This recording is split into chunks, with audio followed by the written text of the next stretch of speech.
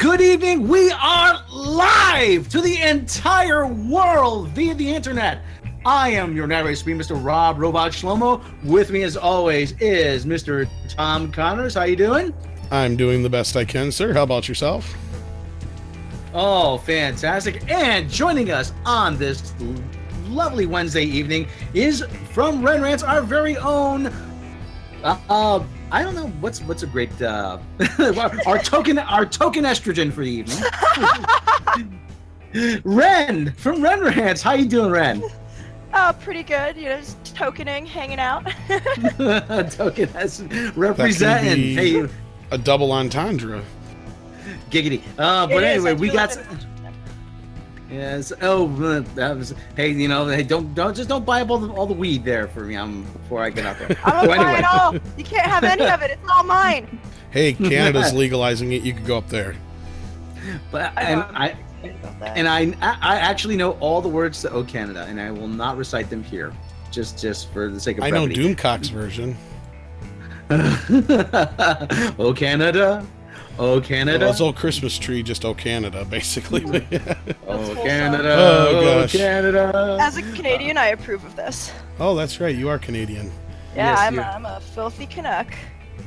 I don't mind so much. I have relatives that are Canadian. But anyway, Canadian issues aside, we've got actually some breaking news that broke this today. We got a lot of news actually. The biggest piece of breaking news actually is that. The first shoe has apparently fallen in the Star Wars universe.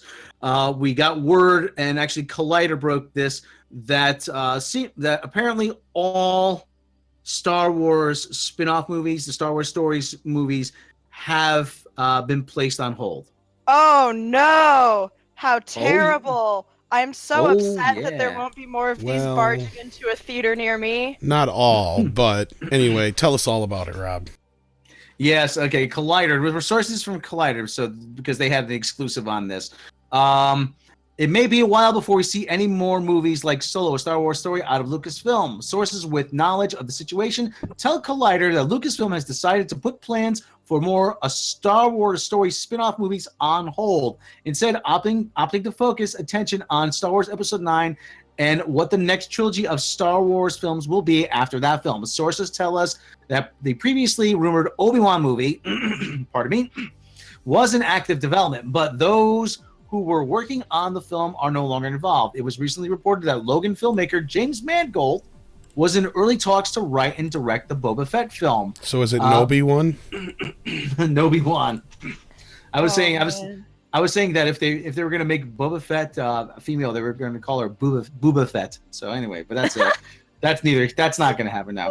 But anyway, thank you for thinking that's funny. I love them. They're the best. Yeah. This news comes in the wake of disappointing launch of Solo, which was only Lucasfilm's second Star Wars story spin-off, but which received mixed to positive reviews and fell short of box office expectations. Ren, did you see Solo, a Star Wars story? I still haven't gotten around to it because I'm so apathetic about it. Like, I know I should review it for my channel, but that's the only reason I'd go see it at this point. Yeah, you know what? Go. I have a review of it on my channel. If you want the very short version, I sum it up there, and I'll save you the Star Wars abridged. Yes, the Cliff Notes version. Yeah. So anyway, the film scored $84.4 million on the opening weekend and has grossed $192.8 million domestically and $339.5 million worldwide in 4 weeks, which is nothing to scoff at, but is far, far lower than the performance of other Star Wars movies at this benchmark. For comparison's sake, Rogue One opened at $155 million and has grossed $424 million domestic by week 4. To put it simply, while Solo did fine by blockbuster standards, it wasn't the event that Lucasfilm expected out of a brand new Star Wars movie. So anyway, Collider continues. Of course, the May release date could have had something to do with it. With Solo's disappointing performance, as opposed to Rogue One or the episodic films by J.J. Abrams and Rian Johnson. Boo. Solo went head-to-head with a slew of summer blockbusters in May, opening mere weeks after box office juggernauts Avengers Infinity War and Deadpool 2. See, I No did excuses. go see Deadpool Sorry, excuse 2, me. and I'm not even a fan of like superhero movies, and that was super fun. Yeah, it was, wasn't it? I got freebies to Deadpool because my brother Dave actually did something right. He works for the company that sells the tequila, the product. Oh shit! Good job, Dave. Yeah, good job for a change. He said, "Yeah, there's a guy, Deadpool Z." I'm like, Deadpool 2? Are you sure it's 2? I believe it is Dead Paul. Yeah, Paul is dead, man. Miss him. Anyway, I'm one not wonders how dead. the film. One wonders how the film would have fared if Lucasfilm had pushed Solo's release date back to September instead. Regardless, we're hearing plans to revisit this Star Wars story format have been put on hold for the moment. Initially announced as anthology movies, the spin-offs got off to a rocky start and haven't exactly been smooth sailing. Josh Trank, Chronicle, was developing a Boba Fett movie around the same time Gareth Edwards, Godzilla, was prepping Rogue One. But Trank was subsequently removed from the project and Lucasfilm lost its planned slate. Say he was fired. Just say he was fired. That's all. Anyway, then the story issues led to extensive reshoots on Rogue One that reworked the third act with Tony Gilroy from The Bourne Legacy overseeing new scenes. And then, of course, Solo saw directors Phil Lord and Chris Miller fired during production, with Ron Opie Cunningham Howard coming in to replace them and reshoot a number of scenes. So anyway, so they go on and say that the D.B. Weiss and the David Benioff projects, those are probably going to be still in the works. And there's apparently rumors that the Rian Johnson series is probably still happening, but give it a couple days. God. The thing with like Benioff and Weiss is like they've shown with the most recent season of Game of Thrones that they really aren't very good at things on their own. And Well, I'm so concerned about like the quality of the product they'll produce. They didn't mention the Favreau show either, did they? Because I'm pretty sure that's still a go from what I heard. But we got to say thanks to Hugo Allen Stevens for his donation in the super chat. Thank you. Yes, thank you, Hugo. Thanks for the £10. Thank you very much. How are we going to split that? Google takes their cut right off the top. You can have a topping. Yeah, topping. So £1, you get £1 15p. You know, now because it's pounds, because it's British pounds. Do I have to go buy fish and chips with it? Yes. You're you do. legally obligated to. Legally. That's fine. I love fish and chips. Or I guess I'd let him go with like say something like a meat pie or something like that. Maybe. Yeah. Well, anyway, back to this news. But it's like I said, give it a couple days. I give it a couple days, and Rian Johnson's trilogy is gonna be done. Or if not a couple days, when we hear definite news of Kathleen Kennedy getting the axe. Story. I still don't know what I'm going to do with my story. Rian Johnson's gonna go with her. Because there's no reason to keep it. I mean, it's my story. I don't know what I'm going to do with my story. You could tell me.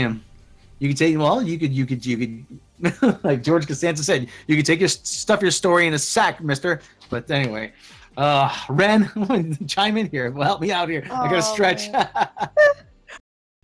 Like, it's really funny watching all of this crumble because, like, right. I don't know. It's this weird schadenfreude where, like, on one hand, I feel sort of bad for any fans that actually were excited for these things, but really, I'm just like, yeah, serves you right. Like, you made bad movies, and now no one wants to watch your bad movies. We've all caught on that they're not very good.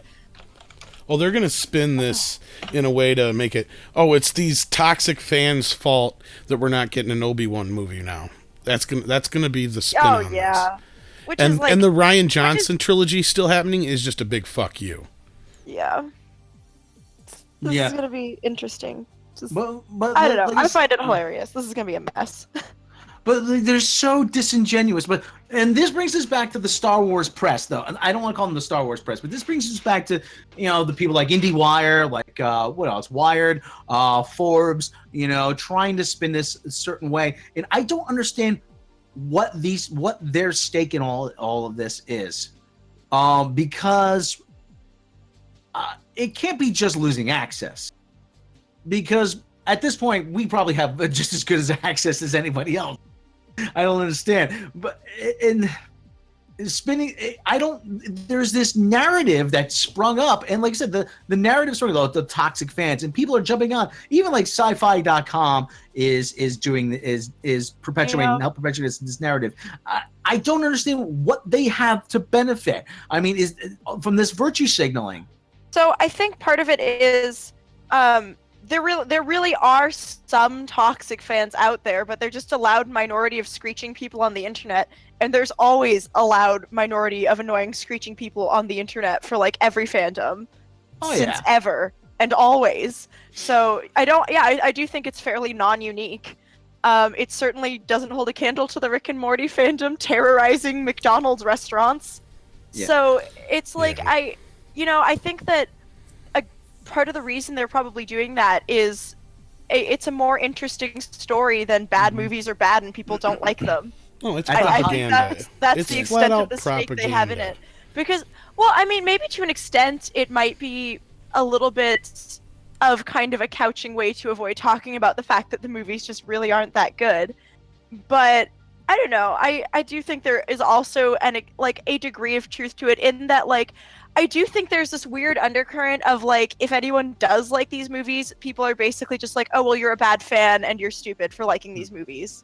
And like I think that's kind of mean. I think there are things like, I do think there are legitimate things to like about these movies. They're just not things that I like about Star Wars. Yeah. So for me, these movies don't give me what I want out of Star Wars. And so it's this like weird line where like it's totally valid to like criticize the movie and like shit on the movie, but I do think I have seen some toxicity like where fans are basically like really shitty and dismissive and mean to anyone who like didn't hate the new movies, which is just like well, we said it last night. There is a toxicity, but it is more within the fandom than it is. It's totally exaggerated, and I don't think that's why the movies are being tanked. The movies are tanking because they're just not that great. Yeah, exactly. Well, actually, I guess they're not all tanking. Some of them are doing pretty well. But like, but the Last Jedi did underperform. But for those who, for those who, well, it's odd to say that a movie that makes 1.3 billion has underperformed, but it made $700 million less than the previous one. But anyway, for those, I mean, that's a huge gap. Yeah, and the toys aren't. Han Solo is an established character, so if this was any good, it has a way bigger built-in audience than Rogue One would have. So it should have performed higher. Yeah, for those for those in the media who say, "Oh well, the toxic fans." There's always been toxic fans. Go look it up. There's pictures, there's films on YouTube. People were burning Beatle records at the height of Beatlemania. Yeah. Well, how many years ago on Saturday Night Live was it that Shatner said, "Get a life"? Oh God. People were also really furious about the original Star Wars movies. Like there've always been like shitty, toxic, screeching people on the internet and in real life. I don't know why they're trying to act like it's suddenly unique to this fandom. That is the part of it where I'm just like, the internet has just made it more prominent. It basically put a megaphone in front of it. It was all it did. Yeah, exactly. Because like IRL, like it was just nerds interacting with nerds, so no one else would see it or care about it. But now all of us nerds interacting with nerds are doing so in public forums where everyone can see it. I think it also, I don't know, I think screechy people on the internet basically give every group such a worse reputation than it actually would have if you interacted with real people. Yeah, and like I always say about how, like I said, I always say the best thing about the internet is everybody has a voice. The worst thing about the internet, everybody has a voice. Yeah. It has democratized. It has democratized people's opinions. I mean, you no longer have to write for a magazine. That's good and bad. But at the same time, like I said, there's always been toxic fans. And sometimes it has gotten ugly. I'm like, I don't want to bring people down get too heavy here. But I mean, I don't know if you guys remember the case of Rebecca Schaefer, where an obsessed fan actually showed up at her door and actually killed her. Yeah. And there was a case of an actress, Teresa Saldana, who she was in Robert Zemeckis' first film, I Want to Hold Your Hand, actually, and actually somebody stabbed her. So there's been cases where France. I mean, there's always been cases of. I mean, there was fans, even that toxic YouTuber fans. Christina Grimmie who was at a meet and greet, and she got like shot in the head by a fan and killed. Yeah. Well, wasn't Yeah. that the same actress though that was in Back to the Future, Rob? As a sister? Teresa Saldana. No, that was Wendy Jo Sperber. Oh, that was Wendy. Okay, because she died also, but I couldn't remember. Yeah. Okay. Anyway, yeah. But let's get on to some good news, because the rest of the show after this is some shitty news. So. Yeah, but let me just sum this up for everybody. Like, and I keep bringing this up that everyone. Well, what, do we lose Ren? What happened? I'm here. Okay, I heard a click though. Tom, was that you? Probably. Okay, well, this is live, people. This is what we run into. But one thing, Kathleen Kennedy's not going anywhere. Nobody from Disney is denying any of this. Nobody from Disney.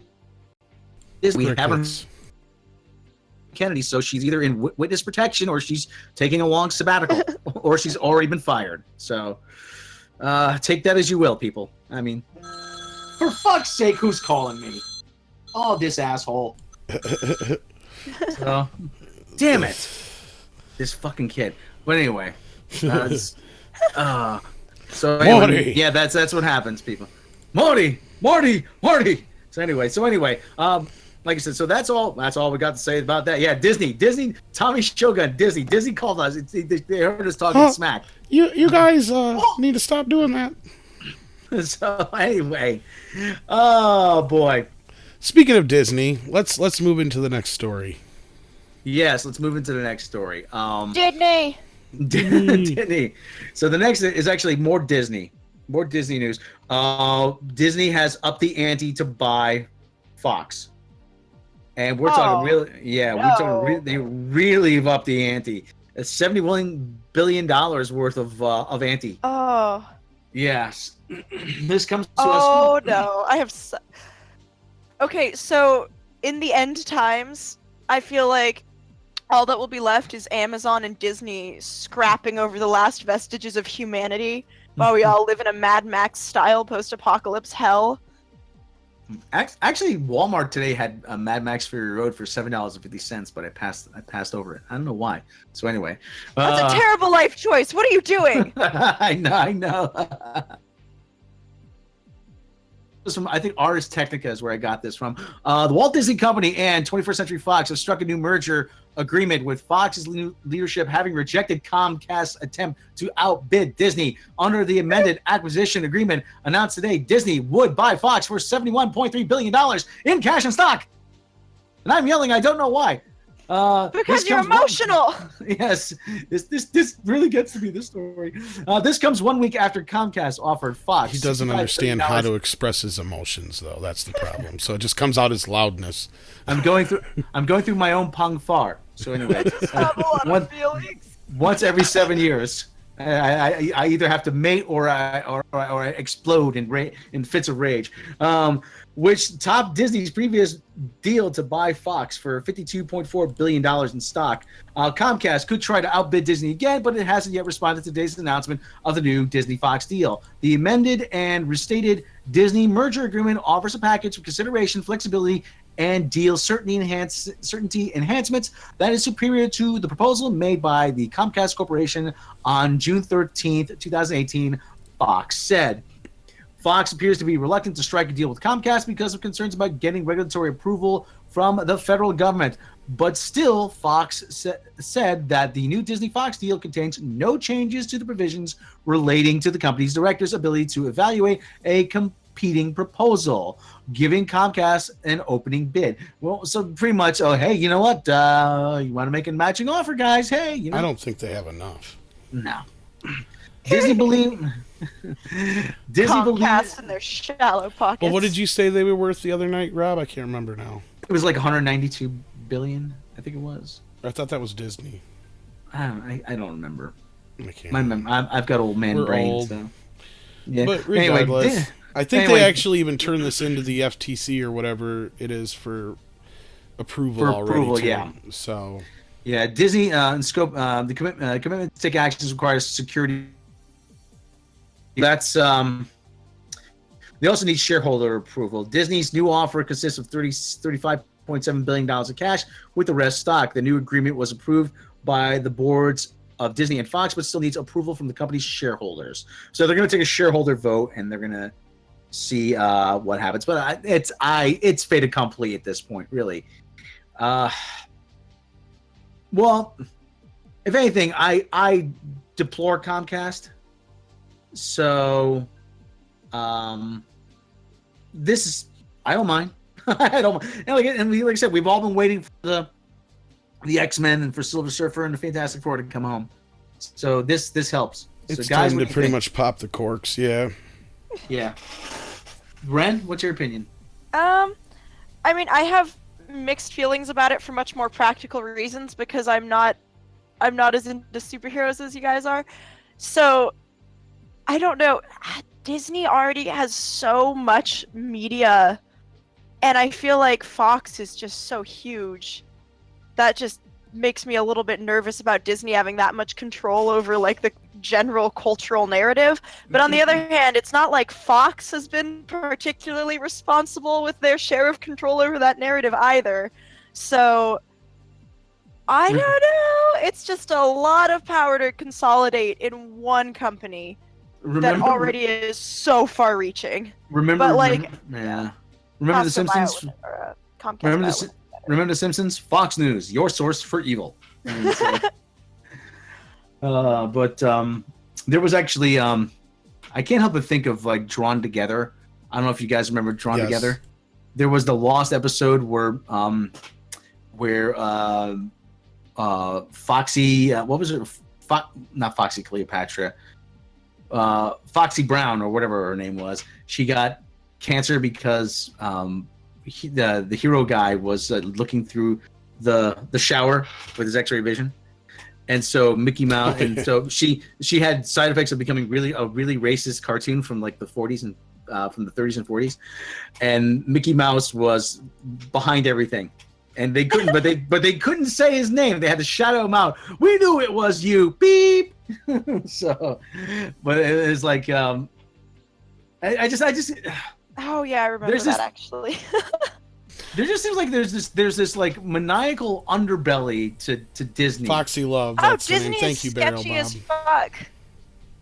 Yeah, and I don't know. There was that movie actually a couple years ago about what happens at Disney World after dark. Yeah. I really just don't see Disney messing with Fox all that much. They'll probably let it run much like they did Dimension and all that kind of stuff back in the day. I really don't see too much of a change there.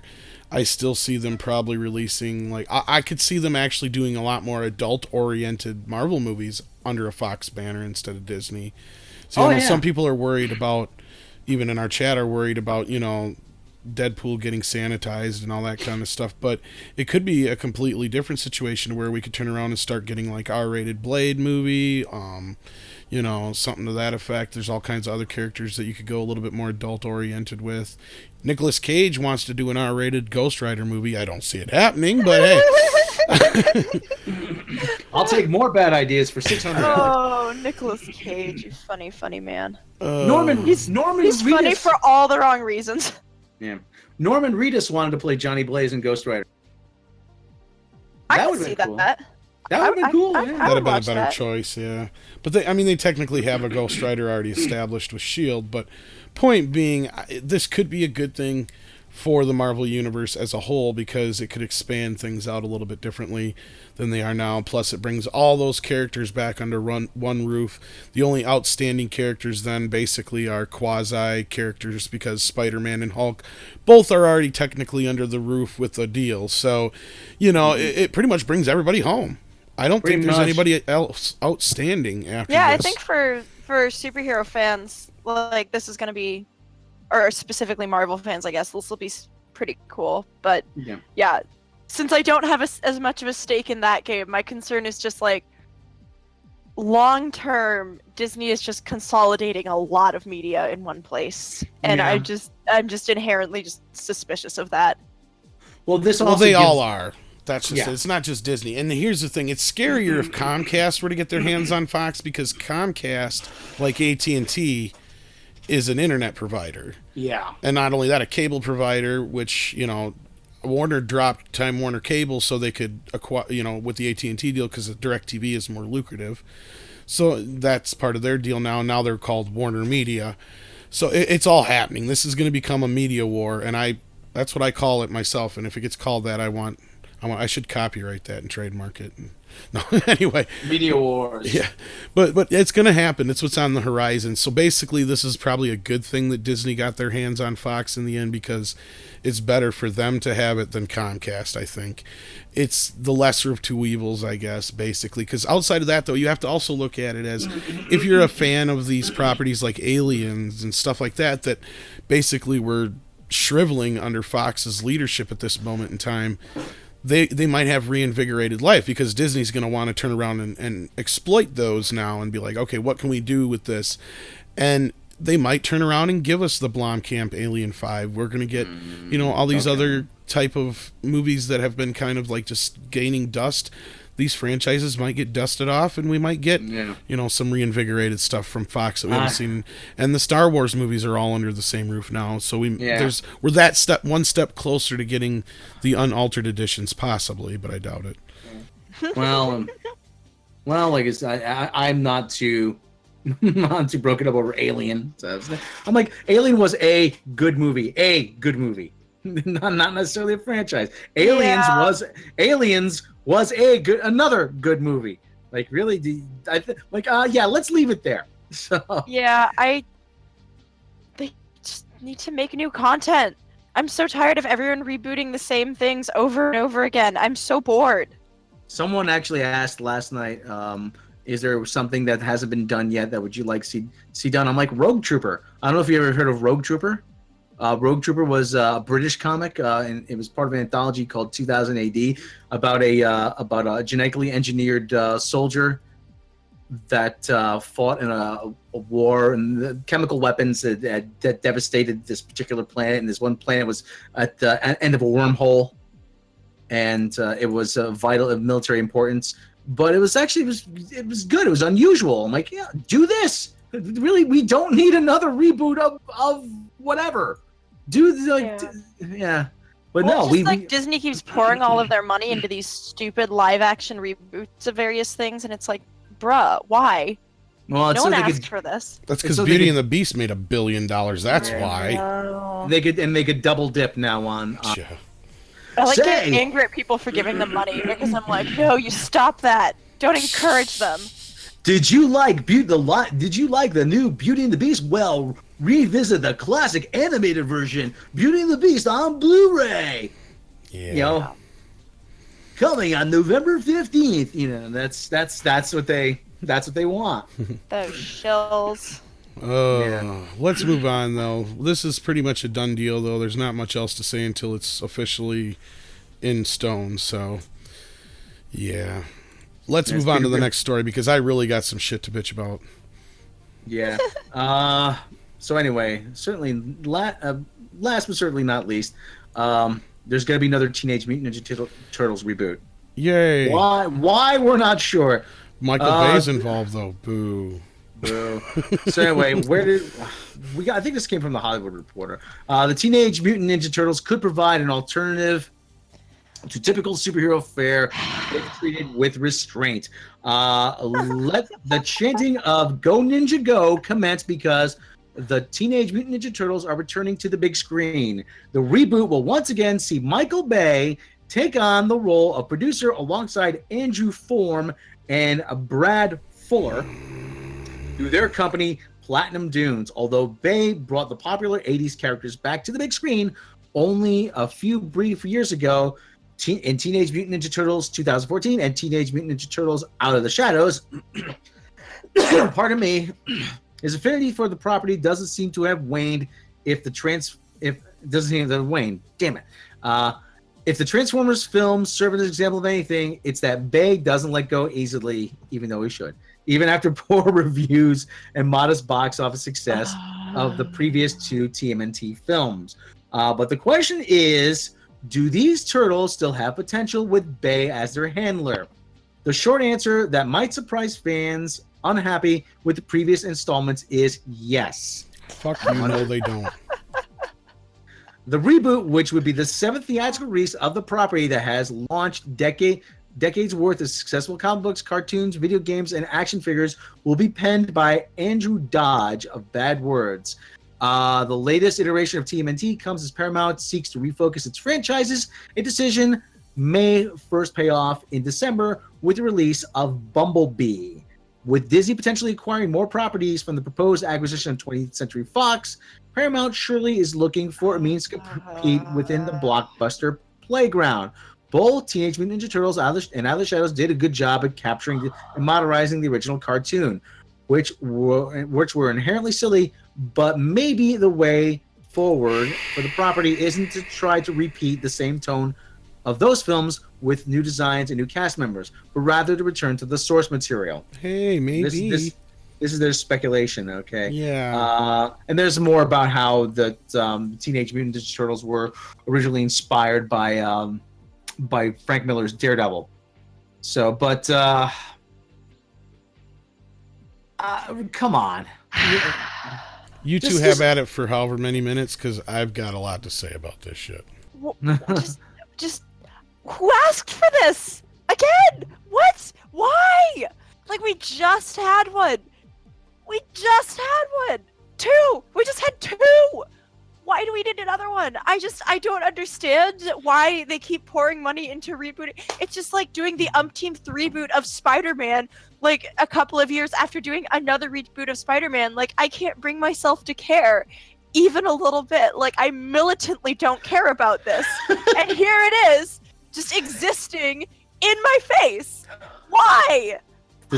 To sell toys. That's what they really want. It's for this is just for merchandising now. If people this give is not about money telling for stories. This, it's just going to be an onslaught of like bad reboots of the same bad action franchises, just over and over forever till we die, until the sun goes supernova and the earth crumbles away into ash. We'll just have the same 5 rebooted series over and over again. God. Yeah. Well, I don't really have any more to say about this. Well, like I said, other than this is just to push merchandise. Really, that's all this is about, merchandise. Part of Midnight's Edge's goal is to hopefully make the future a brighter place for these franchises. Now, I'm gonna go on a bit of a tangent here, but this needs to be said. When they announced the original TMNT with Michael Bay, I was like, I don't know. And I seen the designs. I'm like, that's going to be the worst part of this. Then I saw the movie, and I'm like, that's the least of this thing's problems. And then I thought maybe they could fix it in the second film. They got Bebop and Rocksteady coming back. They changed Shredder a little bit. Hey, Baxter Stockman. Nope. Fucking worse than the first time. Like, if I had hair, I wouldn't have had any left at the end of watching that movie. That was just... Just from screaming and ripping it out? Well, the moment yeah. You would have tore it all out. There's just... I can't go into how much is wrong with those movies right now. But the fact that Michael Bay is still involved with this gives me no faith in it whatsoever. Because he squandered 2 chances already. And whoever wrote that article originally is a moron. Because, fool me once, shame on you. Fool me twice, shame on me. Fool me thrice. Who the fuck? You're an idiot if you think he's going to do it good this third time. I was never a big Transformers fan, but I could tell that the fans were getting just, growingly and growingly impatient with his films as they went on and how bad they got. When it got to the point where me, considered probably a general fan or audience member to those films, got to the point where I'm just like, this shit is ridiculous. I can't imagine a fan how they feel about it. So I'm at this. Yeah, I'm at this. I'm at that point with TMNT because the last 2 movies were just god awful, and then this rise of TMNT that's coming out, and the changes that are supposed to be in it, and the designs, and I'm way past it. I understand this stuff isn't meant to be for people my age anymore, but maybe they need to take that into consideration as well, considering a large part of the Ninja Turtle base has got to be the original fans still. Yeah. When most of the merchandise that is sold is of the classic variety, that tells you something. And like Rob said, all this is, and just like Rise TMNT, is to make new toys. And they're milking it real bad. But give the adults something good for once. Go back to the original comics. That's the one thing in the article that was right. Go back to the original comics. Drag that out for source material, because the 1990 movie to this point is the best version we've gotten, because that's what they did. They actually ripped pages out of the comic book and said, here, we're going to do this, we're going to do this, we're going to do this, and they put it into a movie. They took like those first 5 comic books and they just smushed a story together. Yeah. I haven't got much more to say about this, but there's the whole thing about, they always say, oh well, this isn't for you, this isn't for you. Well, it doesn't seem to be for young kids any. Yeah, no. Who is it for? There's this thing. Oh well, we feel like, and it is. There's that thing about how, it seems like they're, that one guy who shows at the party, he tries way too hard to be cool. He's usually like a few years older than everybody. Hello, fellow youths. Yes, exactly. Yes. They just throw out he just throws out buzzwords. Matthew McConaughey and Dazed and Confused. Pretty much, yeah. That's what I like about high school girls. I get older and they stay the same age.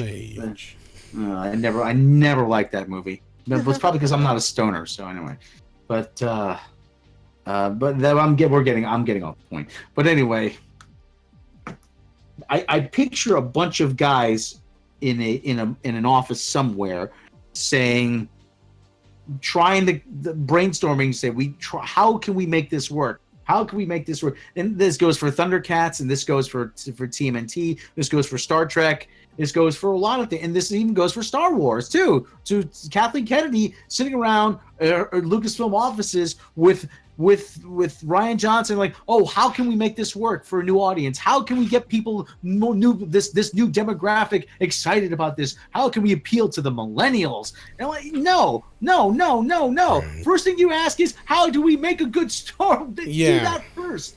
Well, if you make a good story, it'll appeal to more people if it's just good in general.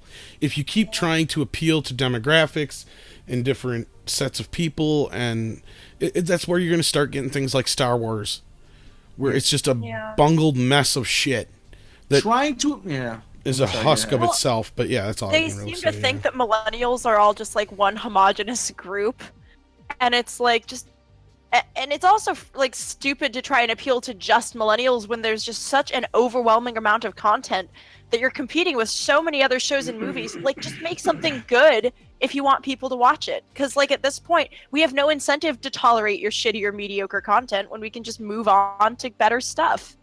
Trying to appeal to millennials is what gives us the Emoji Movie. Right, and millennials didn't even like the Emoji Movie. We were just like, okay, this is terrible. Yeah. Like, what are you doing? Why did you make this? Who is this for? Well, it's like, is this for children? Is I this think for, under pandering in the dictionary, I think Emoji Movie's in there with a bunch of other shit now. But yeah, it was really funny because it's basically like the discountest version of Inside Out, and it's like, you know why millennials liked Inside Out? Because it was good. Because it was a good movie. Yeah. Right. Yeah. Well, this is just, you can make something. Okay. The kids already have their Ninja Turtles with the rise of the TMNT or whatever. Look at the original 1990 film. It was rated PG, but it was more realistic, darker, and more adult-oriented than either one of Michael Bay's Turtle movies. And those were both rated PG-13. Why, I do not know, other than Mikey's creepy Me Too moments. Because, yeah, he's hitting on April through both movies all the time. But, man. It's just, I get... Little interspecies love. I just don't understand why it's so difficult to go look at the original material and go, yeah, this really isn't for kids.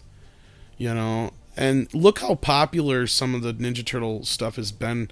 Like, I don't know if you guys are aware of, like, the NECA 12-inch 1990 figures they did. They're like triple the price of what they sold for originally, because the fans want them so bad, you know. And It's like this stuff is out there, and their fans that are out there, and this is a very loyal fan base. And this fan base is much like Star Wars, where there's a toxicity in the middle of it for those who aren't too happy with the Bay films and this Rise of the TMNT, and those fans who will eat up anything just because it's got a turtle on it. And it's the same thing with Star Wars and Star Trek and everything else. So it's not immune to that at all. So, and Paramount knows that probably. Yeah. I think the thing about like the pandering is so bad because they also they seem to just completely, they kind of just condescend to the audience about what they think the audience must have liked about X property. And so it always turns out so bad because I feel like they just underestimate the audience so much that they just give you this lazy content. I'm tired. No, that's fine. That's fine. I'm just tired. Well, there's like I keep saying about Gene Roddenberry's real prime directive.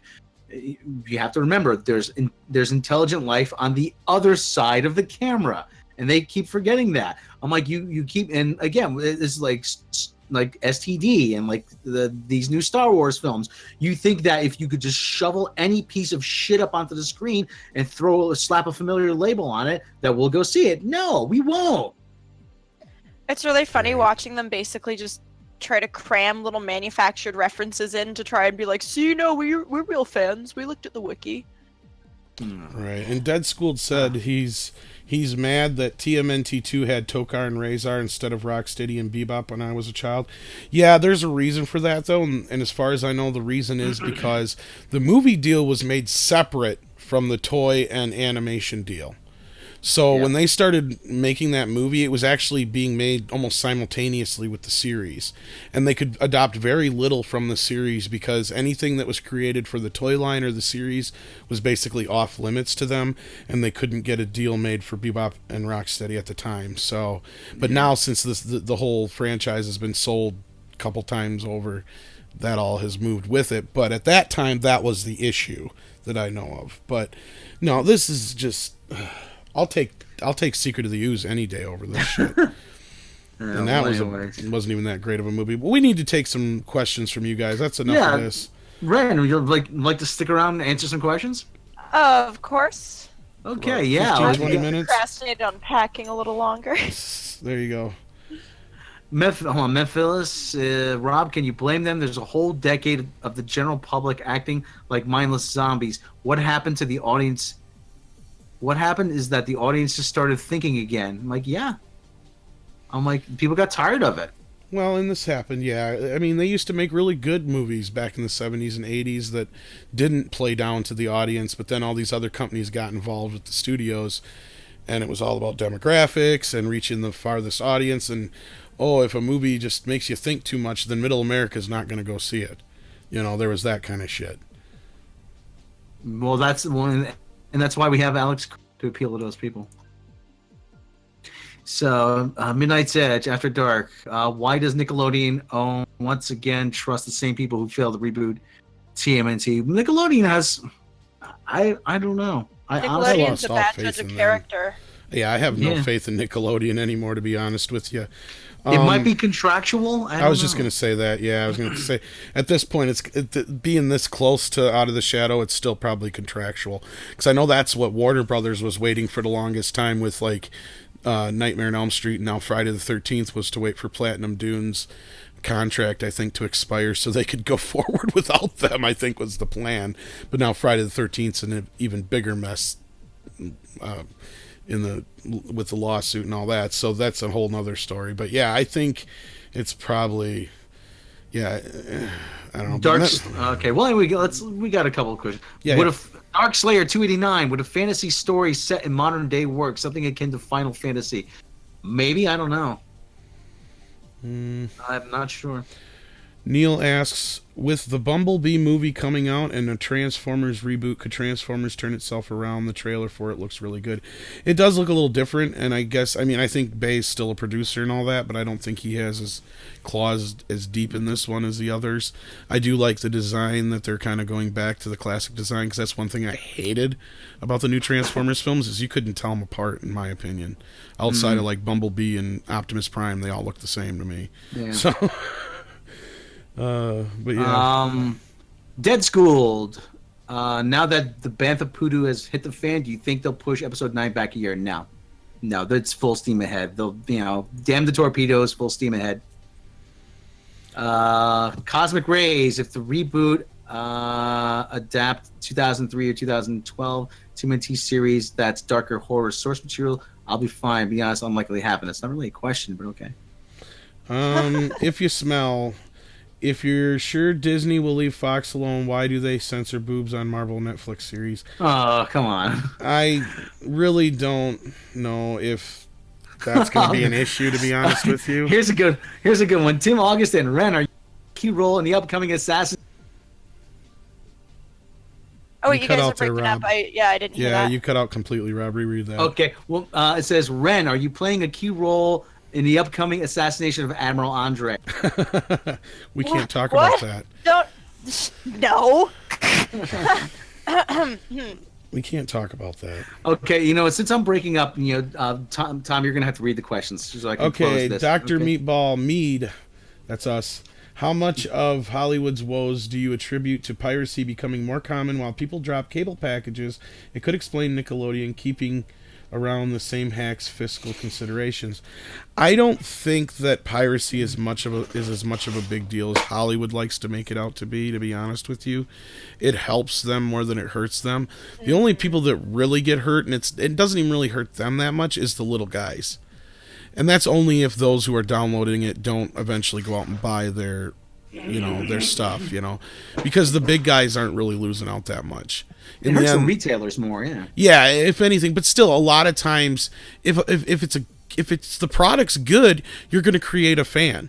They're going to go out and they're going to buy that product because they'd rather have that legitly in their hands if they're a fan of it. But if it's the movie's shit or the TV show's shit, then they're going to download it once, watch it once. Nobody's out anything really, in the end, if you really look at it. But I don't condone it, of course. We don't condone it here at Midnight's Edge, but yeah. I've never pirated anything in my life, of course. Right. So, I was actually at a record show in Waterbury, Connecticut, and they got busted, and they confiscated all the bootleg tapes and albums. So, wow. Yeah. Okay, I'm going to try and go back on some of these questions here, guys. You got so many of them coming in now. Is there any chance, this is from Willie Woodward, is there any chance to have cool, fresh quality IPs so that this generation can geek out to? Well, there's tons of stuff that hasn't been tapped into yet. But like Ren keeps saying, she's worried about the same 5 franchises being the same things over and over and over again. They have to get people behind these things that know what they're doing, have a true passion for the project. And the possibilities are endless. That's why we keep bitching about this gender swapping. It's like, to me, it almost feels like it would be an insult to women in a way, because it's like there's so many great female characters that are never utilized, but yet gender swapping is such this big deal. I mean, if I can't speak for Ren, but if I was a woman, I'd be like, that's kind of insulting, saying that we can't have a character that wasn't a guy first, when look at how great Wonder Woman did, It really, for me, it really depends. I personally don't actually have any problems with the occasional, retelling of a story with a character as a different gender or a different race, or maybe they're gay this time. That's fine with me, as long as you're still telling a good story. But if the entire point is just to do a gender swap and that's like your whole story, I'm really apathetic about that. A good comparison would be for example, Annihilation. I know a lot of people had mixed feelings about the movie. Personally, I loved that movie. It was a weird, beautiful, visually striking sci-fi movie with a science team that goes to explore strange phenomena and slowly gets picked off, and the science team just happens to be all women. But that's not the point of the movie, is them exploring this weird phenomenon. And so you get to, I think that it's totally fine to like reimagine characters and situations and like switch to genders, but you have to do it very purposefully, and you can't just make that enough to hang your hat on. And I do think it's insulting, and the way they do it can be really insulting. Like, I didn't like the idea that they just like made a big deal about a girl in Mandalorian armor. For example, apparently in the Solo movie, where it's like, don't women commonly fight in this universe? Why is it that two of the recent movies have had characters be like, oh, she's a girl, oh my goodness. That is insulting. So it's just a careful line to tread. I think it can be done very poorly, and when it is insulting. Like, I didn't even notice the woman in the Mandalorian armor in my review. I saw it in one of the stills. So I'm like, that's how close I was paying attention. Okay, here's one that you guys might be able to answer. Eric Draven asks, with the proposed new CHS Star Trek IPs, what do you think of Les Moonhead's comments for canceling Enterprise as oversaturation? I think he's an idiot. I still think he thought he was an idiot. I think he's a bigger idiot. But to be fair, Les knows what he's doing in terms of reality television. Doesn't know sci-fi, and that's always been the case. Like I said, there was a time where I've heard that story where there was a time where he saw Star Wars on television, and he actually said, "Hey, where's our check for this?" And someone had to explain to him, no, Star Wars, Star Trek, two different things. No, actually, I think they were at the premiere or whatever of the new Star Wars movie or something like that. But yeah. Anyway, let me see the next question here. Radioactive Cosmic Rays asks, when the Fox deal goes through, do you guys expect Disney to put the X-Men and Fantastic Four back into animated series and video games, plus remove the stupid embargo? Yes. I think they already started with the Fantastic Four back.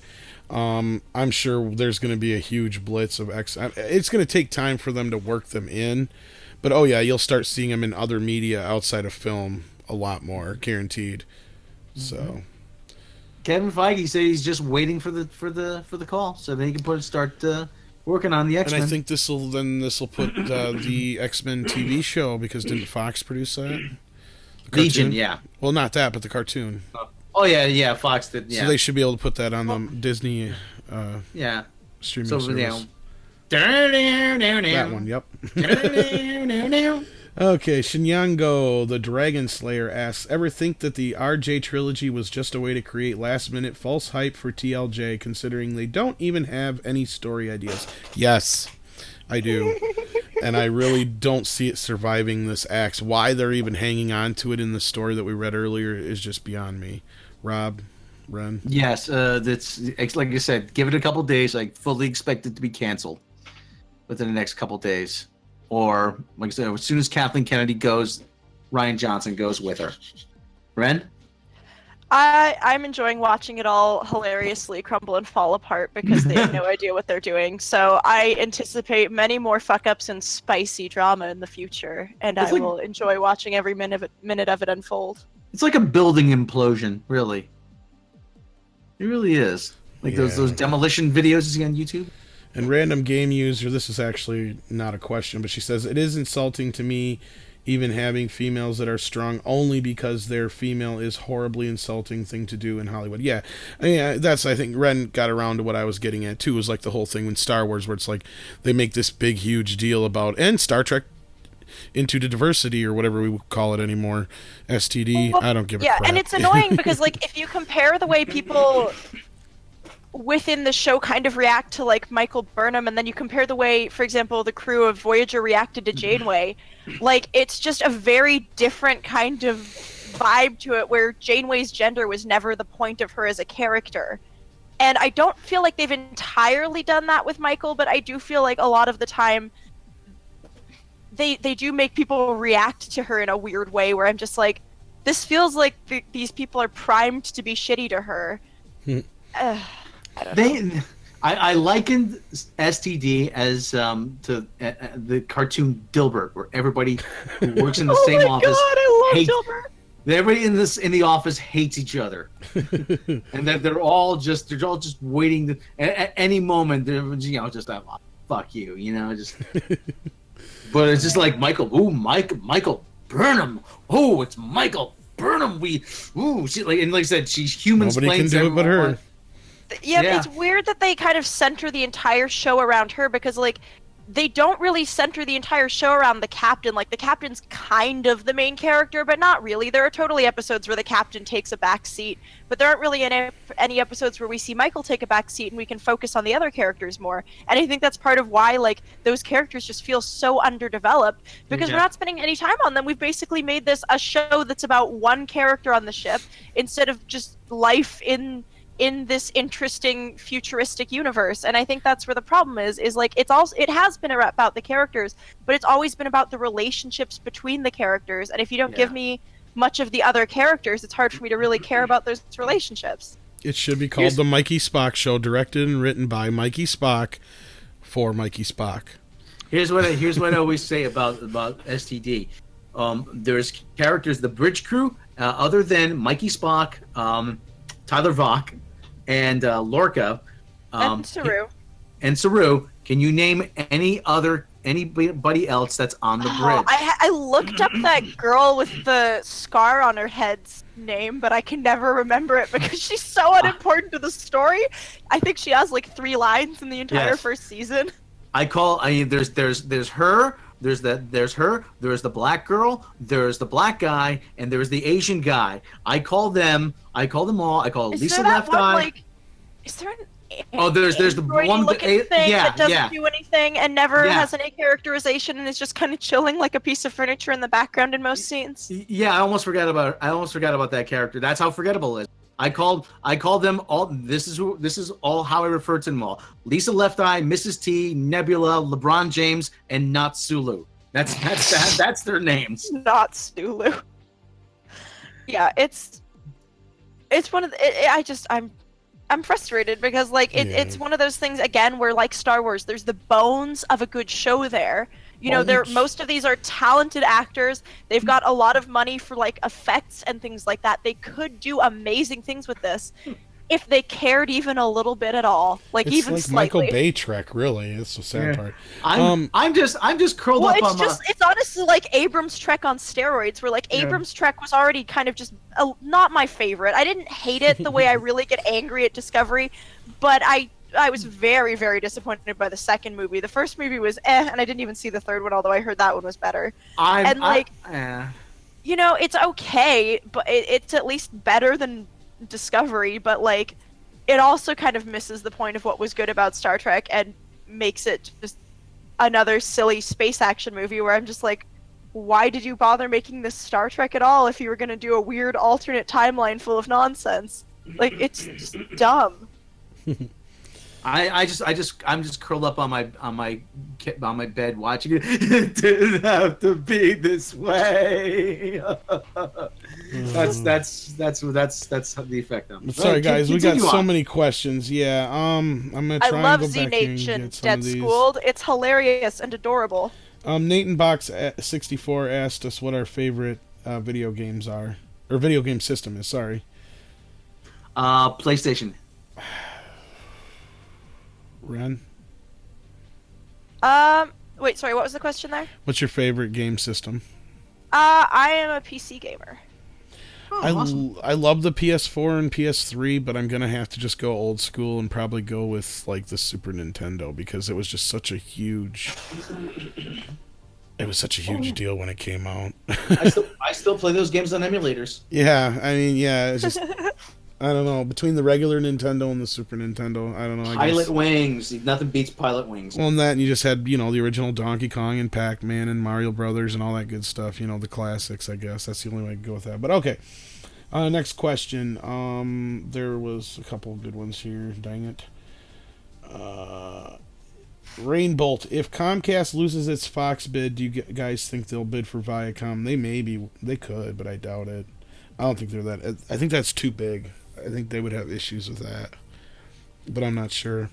Well, the issues are the Viacom owns a lot of television. Right, and that's I was going to say. I think there's just too many conflicts of interest there. Maybe. Do you Memphis 78 asks, Rob Shlomo, do you like watching shitty B movies for the laughs? I recommend Poultrygeist. Well, I love B movies. I love B movies. I actually responded to that comment down in the chat. The Room is one of my, like, I think I unironically love The Room now because it's so bad, but like it's just so enjoyable to watch that every single time I have fun, and I've seen it like probably more than most good movies. Mm-hmm. I remember I used to stay up late, USA up all night to show bad movies. Oh, I love bad movies, but I think everybody already knows that. Let's see here if I can find some more good questions here. There's so many, guys, I know. Sorry to say 22. Do you guys think Star Wars needs another break post-sequel trilogy as between the originals and prequels to now? Probably. I think that's kind of their plan. I think they're going to... as far as I know right now, outside of the TV show and a few other things that are still in the pipeline, which we're not even 100% sure if those things are all going to pan out, I think they're going to finish up this trilogy, reconvene, figure some shit out. Again, Rob brought up earlier, it's really strange that we still have no word on Kathleen Kennedy's whereabouts. I keep saying her Maybe husband she Frank... got lost in the Bermuda Triangle and she'll never be heard from again. I keep saying her husband Frank Marshall sitting beside the pool with like a Mai Tai in his hand, and she's like coming home from the office. Oh, I can't believe it. Oh, how was your day, honey? It's just Anthony Antilleri. No, Janeway's entire point was to be female. The showrunners even came out and said that before the show premiered.